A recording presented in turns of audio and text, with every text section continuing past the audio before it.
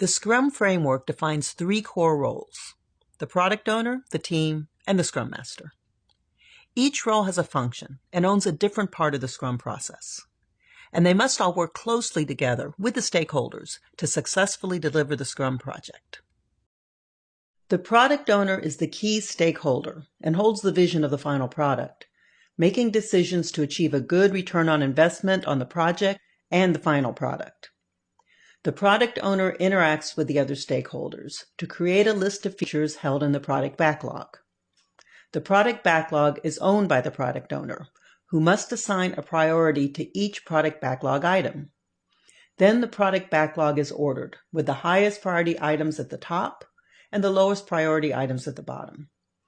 The items at the top of the product backlog are the ones that will be worked first. So by prioritizing the product backlog items, the product owner determines what features are included in each sprint.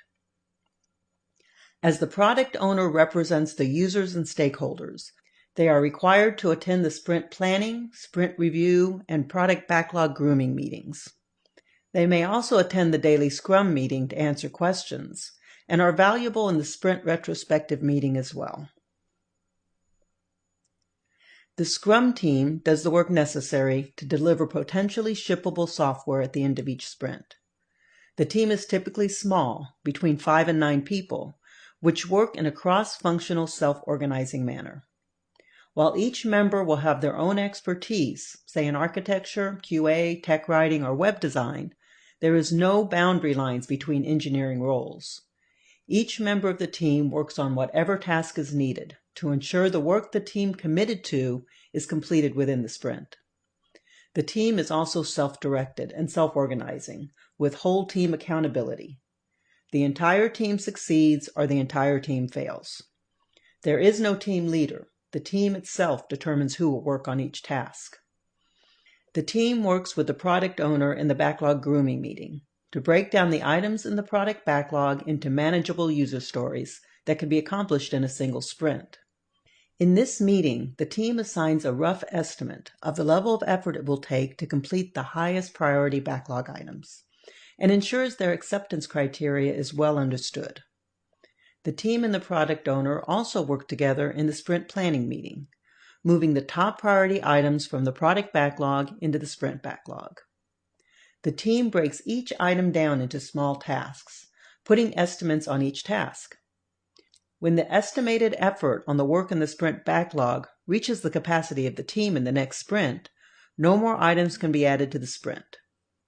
In this way, the product owner determines what goes in each sprint, while the team determines how the items will be accomplished and how long it will take. The product owner cannot overrule the team's estimates on how long it will take to complete tasks during a sprint. The team is an active participant in all the remaining Scrum meetings, including the daily Scrum stand-up, sprint review, and sprint retrospective. Teamwork is vital and facilitated by the Scrum Master, who is responsible for making sure the team is as productive as possible. The Scrum Master does this by removing impediments blocking progress and by protecting the sprint.